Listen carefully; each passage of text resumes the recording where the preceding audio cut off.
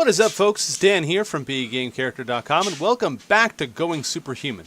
I would like to personally apologize for two things. First off, the smudge that I did not notice on the lens that's making everything seem just a little hazy right now.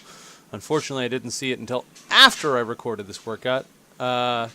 Shame on me for not checking the viewfinder, at least not in detail before I went ahead and recorded the footage. But hopefully you can see okay anyway. So for today's episode, we're doing a martial arts themed workout, and I would also like to apologize for not having this update when I said I would, which was like a month ago. August just kind of bombed. It was a busy month. Lots of cool stuff going on, but unfortunately not as much work getting done as I would have liked. So you can see here, this is an indoor workout. It was pouring rain outside, so much so that I didn't want to take the GoPro out there just because, you know, I thought I would distort the picture, which, you know, we ended up getting anyway.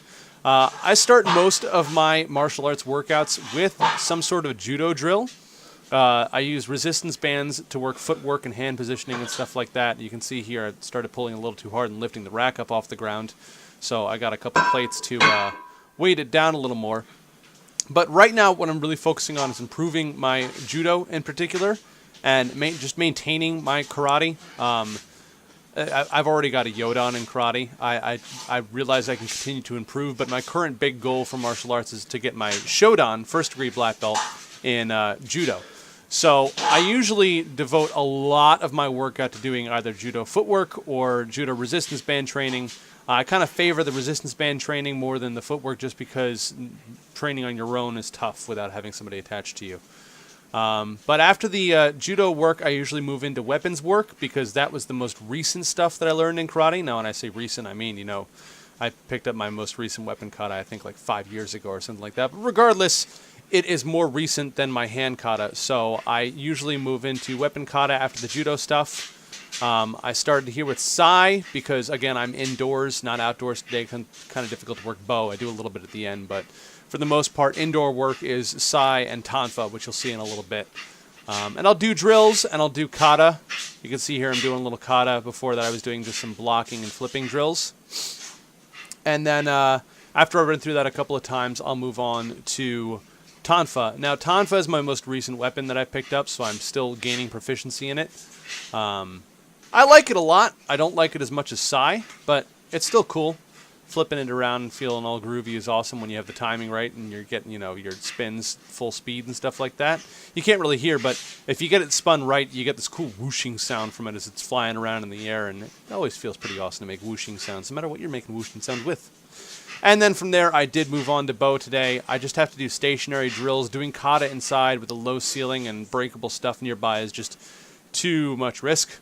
So I just did some technique drills, and then I moved on to wrist and forearm conditioning and grip conditioning with the bow, which is important. I like bow. It's the first weapon that we learn in my style. You go bow, then sai, then tanfa. I like bow, but sai is truly my love. Sai is my favorite weapon. Bow is cool. Andy's favorite weapon is bow, but personally, I'm a sai guy. Interestingly enough, the one other guy that tested for black belt with us, Steve, who you've seen on the channel here from time to time, favors tanfa more than anything else. And the three of us tested together. We're the last three in our organization still from that testing group that stuck with it. So I think it's interesting that we came out with the three separate weapons. We're kind of like our own Teenage Mutant Ninja Turtles. And then from there, I just moved into hand kata. Now, if I'm doing an outdoor workout, I've got a heavy bag outside that I'll do bag work on. Usually, if I'm outside, I'll favor fighting techniques more because of that. If I'm inside, I'll stick to kata that I can fit in the space that I have and just kind of, you know, go over them over and over again. Right here, you're seeing kind of a mooshed up amalgamation of different kata. Obviously, I've condensed this workout. Usually, I spend about a half an hour on my martial arts workouts, and I'll do them either after strength training or sometimes after running if I'm going to do them. And obviously I also train while I'm in the dojo too. But this is just kind of all smooshed together. This is a half hour condensed into about 4 minutes. And I spend probably a good half the time on judo, and the rest of it I split up between weapons and hand kata after that. So I hope you enjoyed. Thanks for watching. I'll see you next time. As always, remember, live boldly, change the world, and continue to be awesome. Bye-bye.